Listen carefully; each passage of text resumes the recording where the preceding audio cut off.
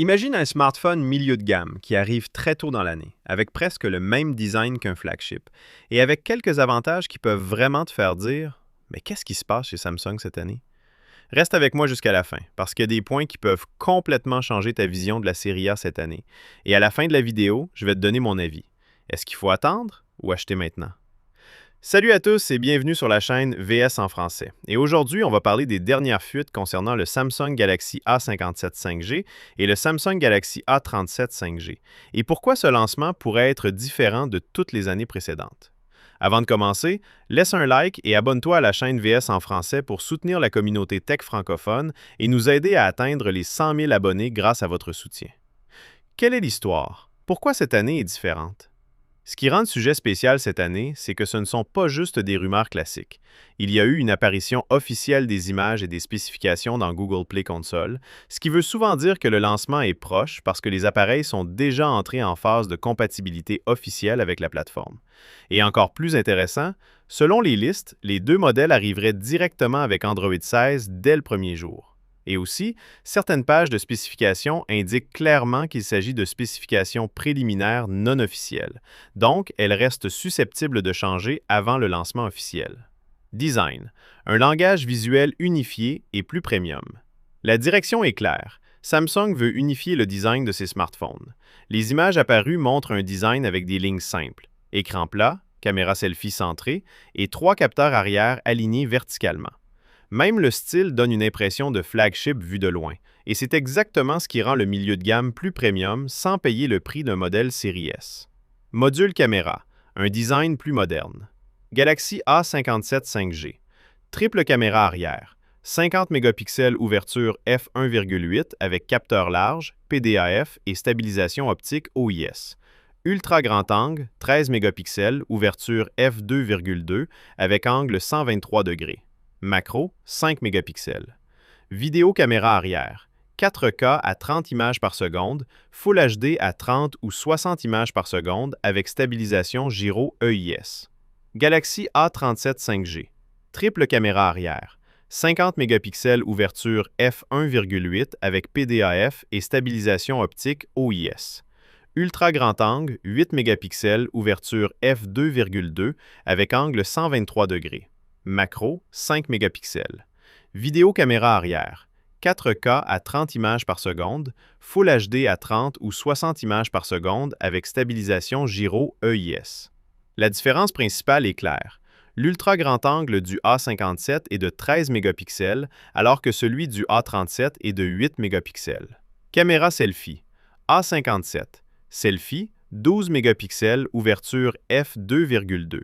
Vidéo, 4K à 30 images par seconde et Full HD à 30 ou 60 images par seconde avec support HDR 10 bits. A37. Selfie, 12 mégapixels, ouverture f2,2.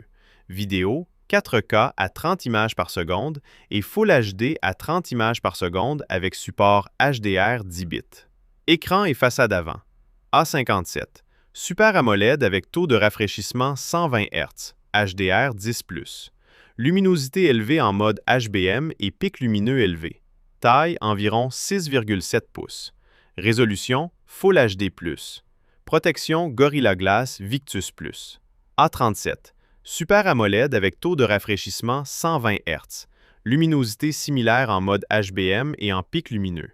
Taille environ 6,7 pouces. Résolution Full HD+. Protection Gorilla Glass Victus+. Note importante, certaines fuites mentionnent une taille d'écran différente pour le A57, ce point devra être confirmé lors du lancement officiel.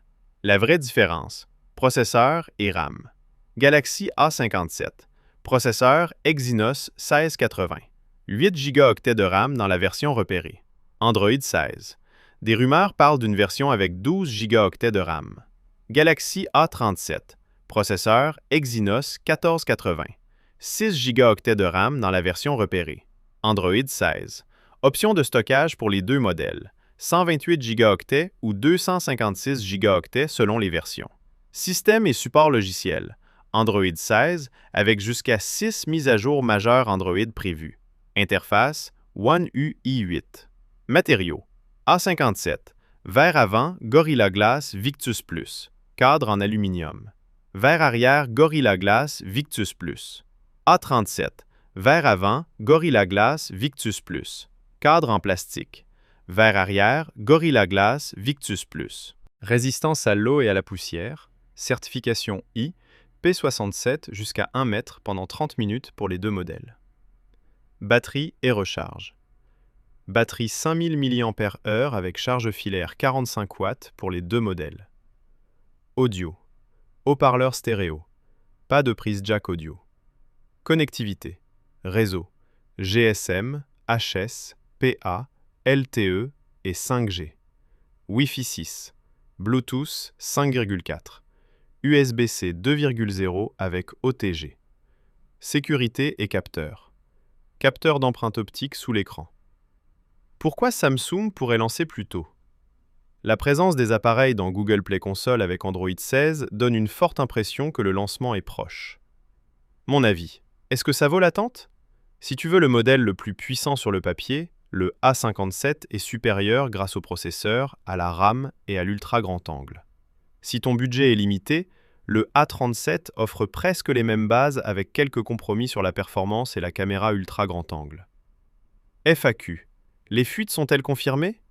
Non, ce sont des informations préliminaires non officielles qui peuvent changer. Faut-il acheter maintenant ou attendre?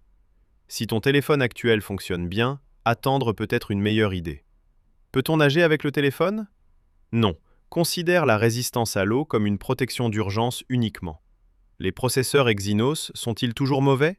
Le verdict final dépendra des tests réels après la sortie. Voilà, on a couvert les fuites les plus importantes et les plus détaillées concernant les Galaxy A57 5G et Galaxy A37 5G, pour que tu aies une vision complète et claire. Sur le papier, ce qui se passe dans la série A cette année est impressionnant.